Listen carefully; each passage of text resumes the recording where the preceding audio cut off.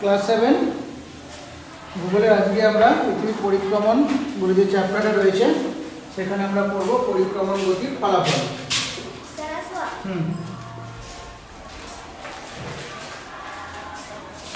পরিক্রমণ গতির ফলাফল এই দুটো জিনিসটাকে আজকে আমরা আলোচনা করব। আগের দিন আমরা পড়েছিলাম পৃথিবীর পরিক্রমণ গতি কাকে বলে। পৃথিবী তার উপবৃত্তাকার কক্ষপথ ধরে অনবরত সূর্যের চারিদিকে ঘুরে চলেছে। পৃথিবীর এই গতিকেই বলা হয় পৃথিবীর পরিক্রমণ গতি। আর একবার ঘুরে আসবে পৃথিবীর সময় লাগে প্রায় 365 দিন সমান। আমরা আগের দিন পড়েছিলাম। আজকে দেখব পরিক্রমণ গতির ফলাফল। পৃথিবীর পরিক্রমণ গতির ফলে কী কী ঘটে। মূলত দুটো ফলাফল আমরা পড়ব এখানে। একটা হচ্ছে ঋতু পরিবর্তন,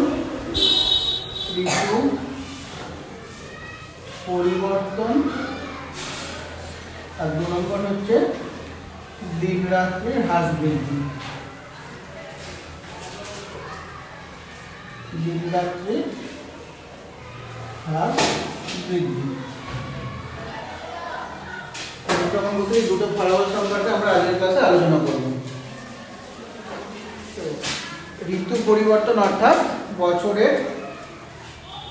বছরকে যদি আমরা উষ্ণতা ও বৃষ্টিপাতের ভিত্তিতে কয়েকটা ভাগে ভাগ করে থাকি, এক একটা ভাগে আমরা একটা ঋতু বলে থাকি। তাকে বলে থাকি ঋতু। উষ্ণতা ও বৃষ্টিপাতের তারতম্যের উপর নির্ভর করে বছরকে কয়েকটি ভাগে ভাগ করে থাকি। আর একটা ভাগকে এক একটা ঋতু বলা হয়। আমাদের দেশে যেমন 4টি প্রধান ঋতু রয়েছে আর 2টো অপ্রধান ঋতু রয়েছে। এই ঋতুগুলো ক্রমশ পরিবর্তিত হয়। অর্থাৎ গরম বেরিয়ে গেল, গরম শেষ হলে আসবে বর্ষা, বর্ষা শেষ হয়ে গেলে আসে শীত, শীত শেষ হয়ে গেলে আসবে বসন্ত, বসন্ত শেষ হয়ে গেলে আবার আসবে গরমকাল। তাই তো ঘুরে ঘুরে আসছে। তো সেই জন্য আমরা এখানে পড়বো ঋতু পরিবর্তন। অর্থাৎ ঋতুগুলোর চক্রাকার আবর্তনকে বলা হয় ঋতু পরিবর্তন। ঋতু কাকে বলে বোঝা গেছে? বছরকে উষ্ণতা ও বৃষ্টিপাতের উপর নির্ভর করে কয়েকটি ভাগে ভাগ করা হয়। এক একটা ভাগকে এক একটা ঋতু বলা হয়। ঋতু পরিবর্তন তাহলে কাকে বলবো? ঋতুগুলো ক্রমান্বয়ে চক্রাকারে আবর্তিত হয়, একেই বলা হয় ঋতু পরিবর্তন। অর্থাৎ একটা ঋতু সারা বছর ধরে থাকে না, ঋতু পাল্টায়। কেন পাল্টায়? কারণ উষ্ণতার পরিবর্তন ঘটে আর বৃষ্টিপাতেরও পরিবর্তন ঘটে। এখানে আমরা মূলত উষ্ণতার তারতম্যটাই করবো। তো দেখো ঘটনা কি কি ঘটছে। এই ঋতু পরিবর্তন চ্যাপ্টার দিন রাত্রির হ্রাস বৃদ্ধি দুটোতেই প্রায় একই রকমই। তো চলে এসো দিন রাত্রির হ্রাস বৃদ্ধিটাকে আমরা ধরে নিই, চলে যদি একই সঙ্গেই করে নিই। একটা হচ্ছে মহাবিষুব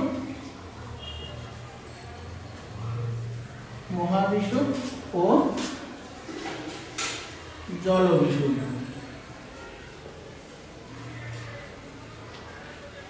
আগে দেখো বিষুব শব্দের অর্থ কি এটাকে বুঝে নাও। বিষুব শব্দের অর্থ হচ্ছে দিন ও রাত সমান। বিষুব শব্দের অর্থ কি দেখলাম? দিন ও রাত সমান। একদিন সমান কত ঘন্টা? 24 ঘন্টা। এখন দিন ও রাত যেহেতু সমান বলেছি, তাহলে দিন কত ঘন্টার হবে? দিন হবে 12 ঘন্টা। আর রাত কত ঘন্টার হবে? রাতও হবে 12 ঘন্টা। তবে এটা দিন রাত সমান হবে। দুটো দিন অর্থাৎ এক জলবিষুব আর এক হচ্ছে মহাবিষুব, এই দুটো দিন পৃথিবীর সব জায়গাতেই দিন রাত সমান হবে। তার মানে কি বুঝলাম? পৃথিবীর সব জায়গাতেই দিনও 24 ঘন্টার হবে, রাতও 24 ঘন্টার হবে। বোঝা গেছে এই পর্যন্ত না বোঝা যায়নি? বোঝা গেছে তো? তাহলে মহাবিষুব আর জলবিষুব এই দুদিন পৃথিবীর সব জায়গাতেই মোটামুটি দিন রাতের দৈর্ঘ্য সমান। তার মধ্যে 21শে মার্চ হচ্ছে মহাবিষুব। মহাবিষুব কবে হয়? 21শে মার্চ। আর জলবিষুব কবে হয়? 23শে সেপ্টেম্বর।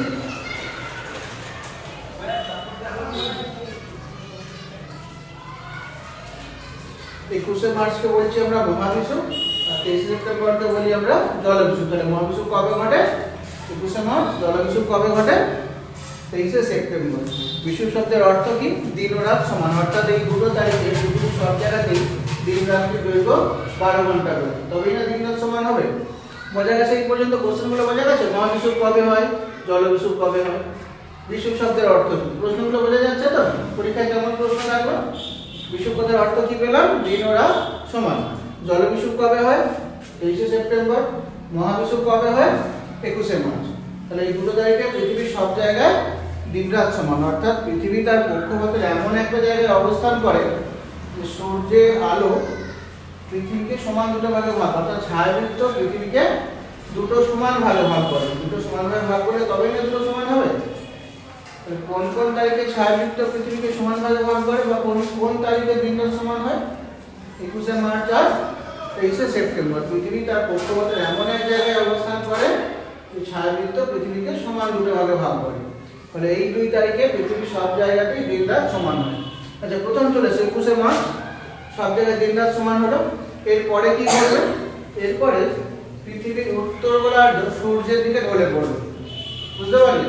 21শে মার্চের পর পৃথিবীর উত্তর গোলার্ধ সূর্যের দিকে ঢলে পড়বে। ফলে কি হবে? উত্তর গোলার্ধে একটু একটু করে দিনের দৈর্ঘ্য বাড়তে থাকবে আর রাত ছোট হতে থাকবে। এরকম কতদিন পর্যন্ত চলবে? এর ঠিক 3 মাস পর পর্যন্ত। এখানে 3 মাস কাউন্ট করে, মার্চের পরে এপ্রিল, মে, জুন, ঠিক 21শে জুন পর্যন্ত। এবার আমরা দেখব কর্কট সংক্রান্তি আর মকর সংক্রান্তি। কর্কট সংক্রান্তি ও মকর সংক্রান্তি।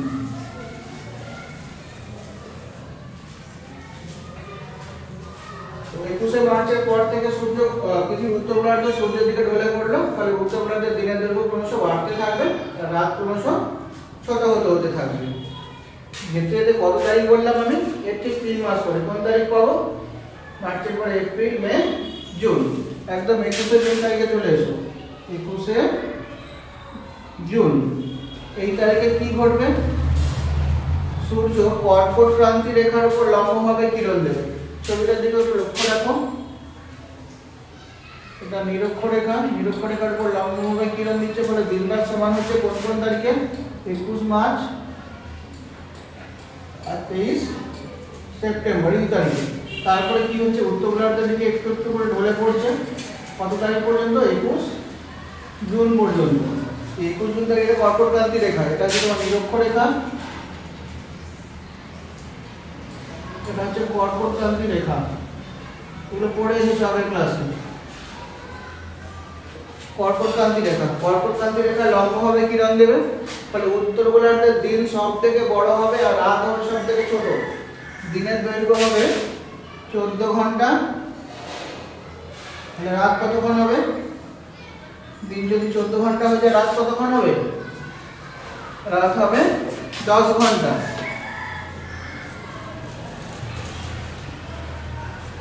তাহলে কর্কট সংক্রান্তি কবে হচ্ছে? 21শে জুন তারিখে উত্তর গোলার্ধে। দিন সব থেকে বড় হচ্ছে। দুটো ভাষায় কোশ্চেন আসতে পারে। উত্তর গোলার্ধের দিন কবে সব থেকে বড় হয় ও রাত কবে সব থেকে ছোট হয়? উত্তর গোলার্ধে বলছি আমি, তাহলে তারিখ আসবে 21শে জুন তারিখে। উত্তর গোলার্ধের দিন সব থেকে বড় হয়।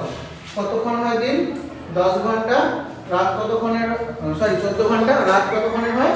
রাত হয় 10 ঘন্টা। বোঝা গেল? তাহলে উত্তর গোলার্ধে বড় দিন হয়ে গেল। তারপরে কি হবে? সূর্য আবার পৃথিবী আস্তে আস্তে করে নিরক্ষরেখার দিকে এসে ক্রমশ দক্ষিণ গোলার্ধে ঢলে পড়বে। আস্তে আস্তে আবার সে ফিরে আসছে কবে? 23শে সেপ্টেম্বর তারিখে আবার নিরক্ষরেখা লম্বভাবে কিরণ দিল, আবার দিনটা সমান হলো। এবার পৃথিবীর দক্ষিণ গোলার্ধ সূর্যের দিকে ঢলে পড়বে। ফলে দক্ষিণ গোলার্ধে একটু একটু করে দিন বড় হবে আর রাত ক্রমশ ছোট হতে শুরু করবে। কত তারিখে আসবে এটা? এটা আসবে 22 ডিসেম্বর। 22 ডিসেম্বর দক্ষিণ গোলার্ধের দিন সব থেকে বড় হবে। কোথায় হবে? এখানে একটা রেখা আছে, এটা আছে মকর ক্রান্তি রেখা। রেখাটার নাম হচ্ছে মকর ক্রান্তি রেখা। এগুলো পড়ে এসেছো 6 মকর ক্রান্তি রেখা। তাহলে সূর্য মকর ক্রান্তি রেখার উপর কবে লম্বভাবে কিরণ দেবে? 22শে ডিসেম্বর। ফলে কি ঘটবে? দক্ষিণ গোলার্ধের দিন বড় হবে। এখানে দিন কতক্ষণের হবে? দিন হবে 14 ঘন্টা। আর রাত কতক্ষণ হবে? রাত হবে 10 ঘন্টা। তাহলে একটু ভালো করে বোঝো, উত্তর গোলার্ধের দিন কবে বড় হচ্ছে? উত্তর গোলার্ধের দিন কবে বড় হচ্ছে? উত্তর গোলার্ধের দিন বড় হচ্ছে 21শে জুন। দক্ষিণ গোলার্ধের দিন কবে বড় হচ্ছে? 22শে ডিসেম্বর। উত্তর গোলার্ধে রাত কখন ছোট হচ্ছে? উত্তর গোলার্ধে রাত কখন ছোট হচ্ছে ভালো করে বোঝো, এটা আলাদা আলাদা। এটা উত্তর গোলার্ধের ঘটনা, এটা দক্ষিণ গোলার্ধের ঘটনা। উত্তর গোলার্ধে রাত কবে ছোট হচ্ছে? এটা সবথেকে ছোট রাত উত্তর গোলার্ধে কবে হচ্ছে? 21শে জুন তারিখে। দক্ষিণ গোলার্ধে রাত ছোট সবথেকে কবে হচ্ছে? 22শে ডিসেম্বর। বুঝতে পেরেছো? তাহলে এটা চক্রাকারে চলতে থাকে। বুঝতে পেরেছো? তাহলে আমরা কি কি পড়লাম? জলবিষু পড়লাম, মহাবিষু পড়লাম, কর্কট সংক্রান্তি পড়লাম আর মকর সংক্রান্তি পড়লাম। কোশ্চেন আসবে টিকা লেখো কর্কট সংক্রান্তি ও মকর সংক্রান্তি, অথবা টিকা লেখো জলবিষু ও মহাবিষু। কোশ্চেন বোঝা গেছে? কোশ্চেন কি দিতে পারি পরীক্ষায়? ডাইরেক্ট কোশ্চেন দিতে পারে টিকা লেখো কর্কট সংক্রান্তি ও মকর সংক্রান্তি। কি লিখবে? 21শে জুন তারিখে সূর্যরশ্মি কর্কটক্রান্তি রেখার উপর লম্বভাবে কিরণ দেয়। ফলে উত্তর গোলার্ধে বৃহত্তম দিন 14 ঘন্টা ও ক্ষুদ্রতম রাত্রি 10 ঘন্টা সংঘটিত হয়। একে বলা হয় কর্কট সংক্রান্তি। মকর সংক্রান্তিতে কি লিখব? 22শে ডিসেম্বর তারিখে সূর্যরশ্মি মকর ক্রান্তি রেখার উপর লম্বভাবে কিরণ দেয়। ফলে দক্ষিণ গোলার্ধের দিন বৃহত্তম ও রাত ক্ষুদ্রতম হয়ে থাকে। একে বলা হয় মকর সংক্রান্তি। ক্লিয়ার হয়েছে? এবার জলবিষু মহাবিষু কাকে বলবো? কি লিখব? 21শে মার্চ তারিখে সূর্যরশ্মি নিরক্ষরেখার উপর লম্বভাবে কিরণ দেয়। ফলে ছায়াবৃত্ত পৃথিবীকে সমান দুটি ভাগে ভাগ করে। ফলে পৃথিবীর সব জায়গাতেই দিন ও রাত্রি সমান হয়। একে বলা হয় মহাবিষু। আবার 23শে সেপ্টেম্বর তারিখেও সূর্য নিরক্ষরেখার উপর লম্বভাবে কিরণ দেয়। ফলে ছায়াবৃত্ত আবার পৃথিবীকে সমান দুটি ভাগে ভাগ করে। ফলে পৃথিবীর সব জায়গাতেই দিন ও রাত্রি সমান হয়। একে বলা হয় জলবিষু। আশা করছি তোমরা জলবিষু, মহাবিষু, কর্কট সংক্রান্তি ও মকর সংক্রান্তি বুঝে গেছো। তারিখগুলো খুব ইম্পর্টেন্ট, কোন কোন তারিখে হয় ভালো করে মুখস্থ করবে আর ঘটনাটা কি ঘটছে সেটাকে দেখবে। ক্লিয়ার হয়েছে এই পর্যন্ত? এবার আমরা দেখব তাহলে সূর্যের আপাত গতি বা রবিমান। সূর্যের আপাত গতি বা রবিমান। রবি অর্থাৎ সূর্য,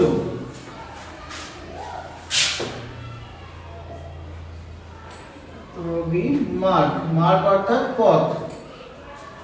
পৃথিবীর পরিক্রমণ গতির ফলে কি ঘটনা দেখলাম? সূর্য যেন মনে হচ্ছে যে এই কর্কটক্রান্তি রেখা থেকে মকরক্রান্তি রেখা পর্যন্ত সরে সরে কিরণ দেয়। সূর্য কি সরে? সূর্য তো স্থির। কে ঘুরছে? পৃথিবী ঘুরছে। ফলে মনে হয় যেন সূর্য এই কর্কটক্রান্তি রেখা থেকে মকরক্রান্তি রেখা পর্যন্ত সরে সরে কিরণ দেয়, মনে হয়। এটাই হচ্ছে রবিমান। বুঝতে পারছো? একে বলা হয় সূর্যের আপাত বার্ষিক গতি বা রবিমান। আর আমরা প্রতিদিন সূর্যকে সকালে পূর্ব আকাশে দেখি, সন্ধ্যাবেলায় পশ্চিম আকাশে অস্ত যেতে দেখি। তাহলে কি সূর্য ঘুরছে না সূর্য স্থির? সূর্য স্থির। পৃথিবী ঘুরছে বলে এমনটা মনে হয়। এটা হচ্ছে সূর্যের দৈনিক আপাত গতি। তাহলে সূর্যের বার্ষিক আপাত গতি বা রবিমান কি লিখবে? পৃথিবীর পরিক্রমণ গতির ফলে, ভালো করে শোনো, পৃথিবীর পরিক্রমণ গতির ফলে সূর্য উত্তরে কর্কটক্রান্তি রেখা থেকে দক্ষিণে মকরক্রান্তি রেখা পর্যন্ত সরে সরে কিরণ দেয়। সূর্যের এই আপাত গতিপথকেই রবিমান বলা হয়। বোঝা গেছে? তাহলে সূর্যের আপাত দৈনিক গতি কাকে বলবো? কি লিখবে? আমরা প্রতিদিন সকালে সূর্যকে পূর্ব আকাশে উদয় হতে এবং সন্ধ্যাবেলা পশ্চিম আকাশে অস্তমিত হতে দেখি। একে বলা হয় সূর্যের আপাত দৈনিক গতি। আর রবিমান হচ্ছে সূর্যের আপাত বার্ষিক গতি। ক্লিয়ার হয়েছে এই পর্যন্ত? হ্যাঁ কি না তো বলো। আশা করি তোমরা এগুলো বুঝে গেছো।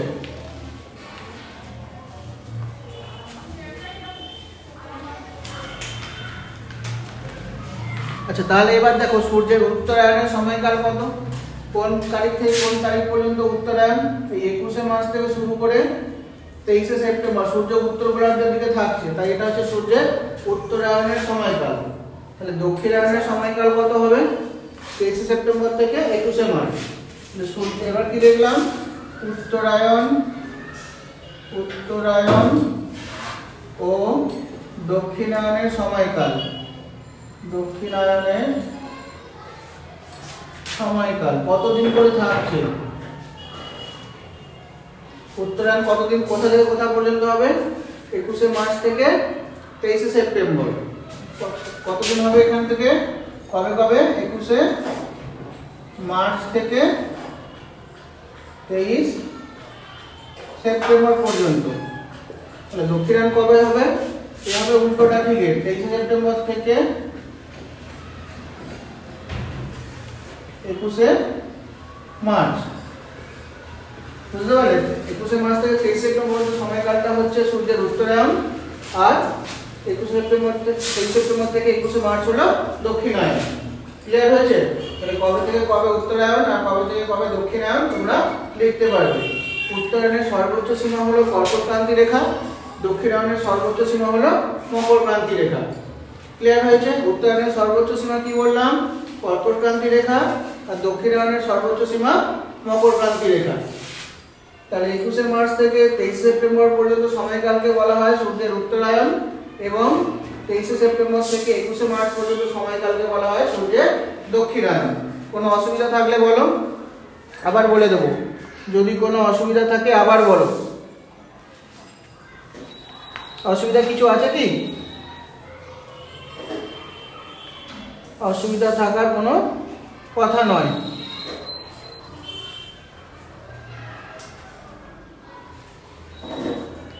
আচ্ছা, এবার আমরা দেখব সুমেরু প্রভা ও কুমেরু প্রভা।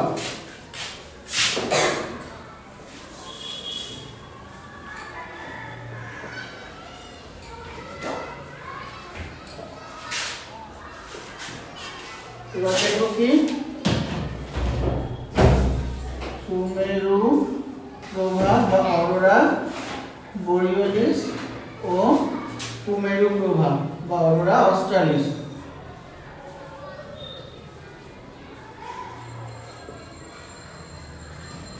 বা মেরুজ্যোতি কি হয়? এই দুটো যে মেরু অঞ্চল আছে, এখানে আরো একটা করে রেখা আছে 66.5 ডিগ্রি রেখা। দেখো একটু ভালো করে, একটু বড় করে দিই।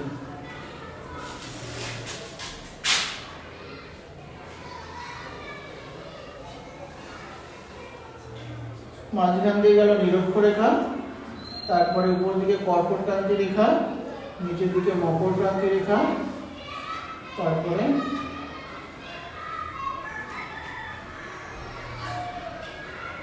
উত্তর মেরুবৃত্ত প্রদেশীয় রেখা আর দক্ষিণ মেরুবৃত্ত প্রদেশীয় রেখা বা সুমেরুবৃত্ত প্রদেশীয় রেখা আর কুমেরুবৃত্ত প্রদেশীয় রেখা। মানগুলো দেখো, নিরক্ষরেখার মান 0 ডিগ্রি, কর্কটক্রান্তি রেখার মান 33.5 ডিগ্রি উত্তর, মকরক্রান্তি রেখার মান 33.5 ডিগ্রি দক্ষিণ, সুমেরুবৃত্তের মান হচ্ছে 66.5 ডিগ্রি উত্তর, কুমেরুবৃত্তের মান প্রদেশের মান হচ্ছে 66.5 ডিগ্রি দক্ষিণ। ক্লিয়ার হয়েছে?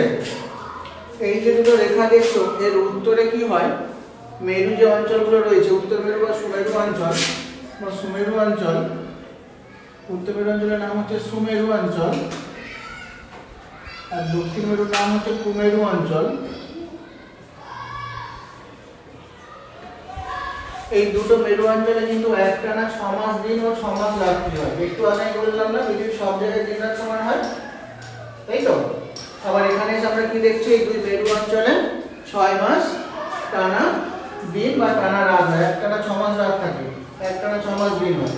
যখন উত্তর গোলার্ধের দিকে সূর্য ঢলে পড়লো, তখন উত্তর গোলার্ধে একটানা 6 মাস দিন হবে। বুঝে গেল? তখন দক্ষিণ গোলার্ধে 6 মাস একটানা রাত থাকবে। আবার যখন পৃথিবী দক্ষিণ গোলার্ধ সূর্যের দিকে ঢলে পড়ে, তখন দক্ষিণ গোলার্ধে একটানা 6 মাস দিন থাকবে, উত্তর গোলার্ধে একটানা রাত থাকবে। বুঝা গেছে? তাহলে কোথায় আমরা একটানা 6 মাস দিন ও একটানা 6 মাস রাত দেখতে পাবো? সুমেরু ও কুমেরু অঞ্চলে। পৃথিবীর কোথায় একটানা 6 মাস দিন ও একটানা 6 মাস রাত হয়? প্রশ্ন বোঝা গেছে? উত্তর কি হবে? সুমেরু ও কুমেরু অঞ্চলে। পৃথিবীর কোথায় একটানা 6 মাস দিন ও 6 মাস রাত দেখা যায়? কি উত্তর পাবো? সুমেরু ও কুমেরু অঞ্চলে। বোঝা গেছে? এবার দেখো, এই দুই মেরুতে যখন একটানা 6 মাস রাত থাকে, একটু ভালো করে শোনো, এই দুই মেরুতে যখন একটানা 6 মাস রাত থাকে, তখন আকাশে একটা অস্পষ্ট আলো দেখা যায়, তাকে আমরা বলি মেরুজ্যোতি। কি বললাম? যখন মেরু অঞ্চলে একটানা 6 মাস রাত থাকে, তখন আকাশে একটা অস্পষ্ট আলো দেখা যায়। ক্লিয়ার হয়েছে? তাকে আমরা বলি মেরুজ্যোতি। একটা রঙিন রংধনুর মতো অস্পষ্ট আলো দেখা যায়, এর কারণ হচ্ছে বায়ুমণ্ডলের আয়নোস্ফিয়ারে আলোকরশ্মির বিচরণ। বুঝতে পারছো? আলোকরশ্মির বিচরণের ফলে আকাশে একটা রংধনুর মতো অস্পষ্ট আলো দেখা যায়, তাকে আমরা বলি মেরুজ্যোতি। এই মেরুজ্যোতি উত্তর গোলার্ধে সুমেরু প্রভা। উত্তর গোলার্ধে মেরুজ্যোতির কি নাম? উত্তর গোলার্ধে সুমেরু প্রভা, আর দক্ষিণ গোলার্ধে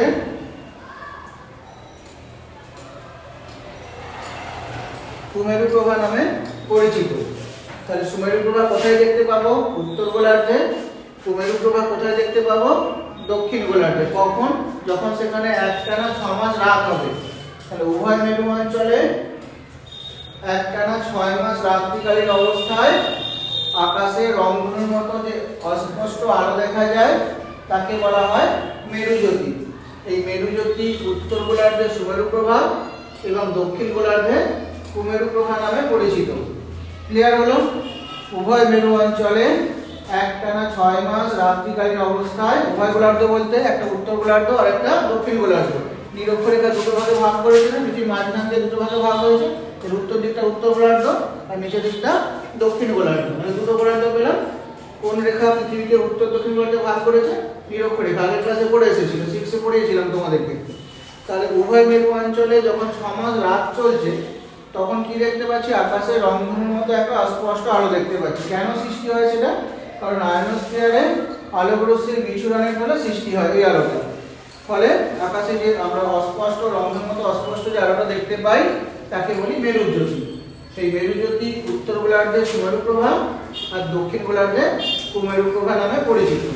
সুমেরু প্রভা বা অরোরা বরিওলিস আর কুমেরু প্রভা বা অরোরা অস্ট্রালিস নামে পরিচিত। এই পর্যন্ত ক্লিয়ার হয়েছে? বোঝা গেল? এখানে এবার আমরা একটা জায়গার নাম বলবো। উত্তর গোলার্ধে একটা দেশ আছে নরওয়ে, সেই নরওয়ের একটা বন্দর আছে, বন্দরটার নাম হচ্ছে হ্যামারফেস্ট। বুঝতে পারলে? ওই রাত্রিকালীন অবস্থাতেও আকাশে সূর্যকে দেখা যায়, সেই জন্য নরওয়ের হ্যামারফেস্ট বন্দর সংলগ্ন অঞ্চলকে বলা হয় নিশীথ সূর্যের দেশ। কাকে বলি নিশীথ সূর্যের দেশ? কি বললাম? নিশীথ সূর্যের দেশ।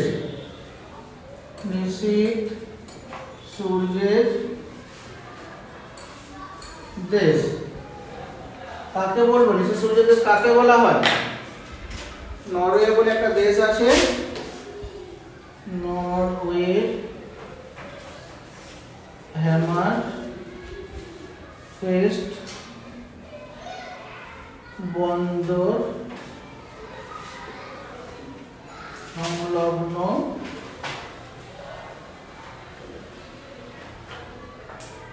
অঞ্চলকে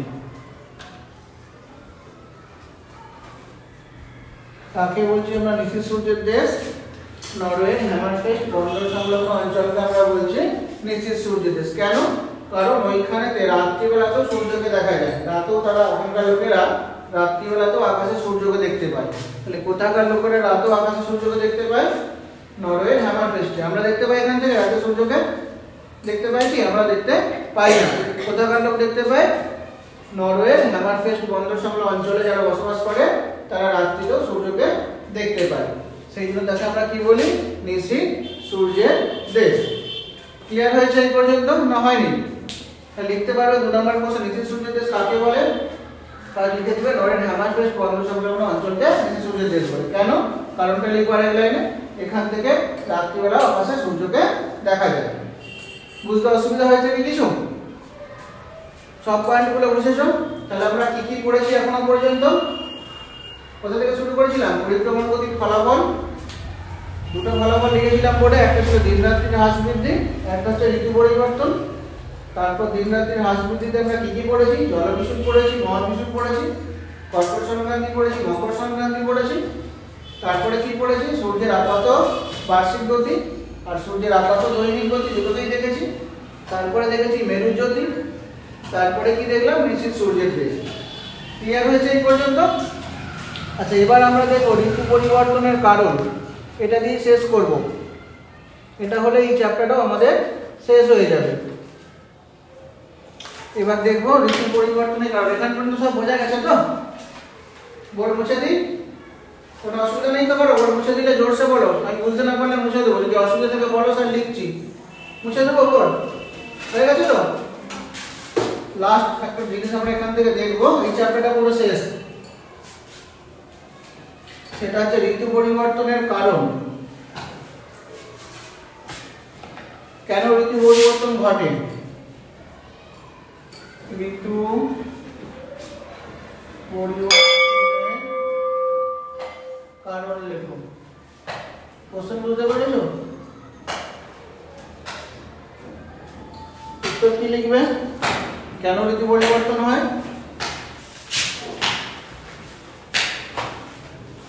ঋতু পরিবর্তনের কারণগুলি হলো, বলো কি কি কারণে ঋতু পরিবর্তন হয়? তিনটে কারণ লিখবো আমরা এখানে। কি কি কারণ? একটা হচ্ছে পৃথিবী পরিক্রমণ গতি। কেন ঋতু পরিবর্তন হয়? এক নম্বর কারণ কি লিখবো? পৃথিবী পরিক্রমণ গতি।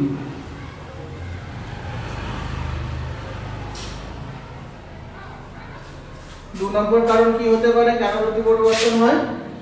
পৃথিবীর উপবৃত্তাকার কক্ষপথ। পৃথিবীর উপবৃত্তাকার কক্ষপথ। আর 3 নম্বর কারণ কি লিখবো? 3 নম্বর হচ্ছে পৃথিবী তার কক্ষপথের সঙ্গে 66.5 ডিগ্রি কোণে হেলে অবস্থিত।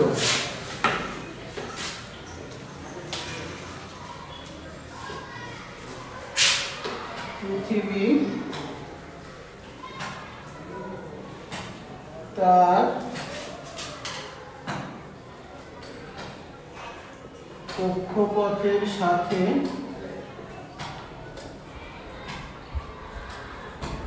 66.5 ডিগ্রি কোণে অবস্থিত। এই তিনটে কারণের জন্য ঋতু পরিবর্তন হয়। এর সঙ্গে ছবি করে দেবো আমরা।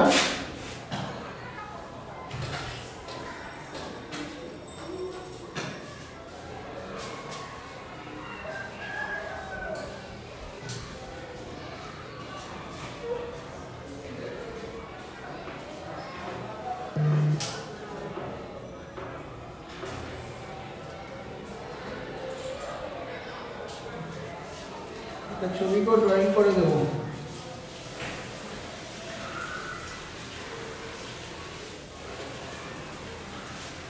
বুঝতে পারলেন?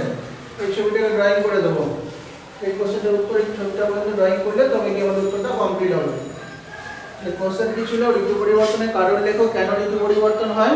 কারণ পৃথিবীর পরিক্রমণ গতি, পৃথিবীর উপবৃত্তাকার কক্ষপথ, পৃথিবী তার কক্ষপথের সাথে 66 ডিগ্রি কোণে হেলে অবস্থিত। আশা করি তোমরা বুঝতে পেরেছো। আজকের ক্লাস আমি এখানে শেষ করলাম। কারো যদি কিছু জিজ্ঞাসা করার থাকে আমাকে বলতে পারো।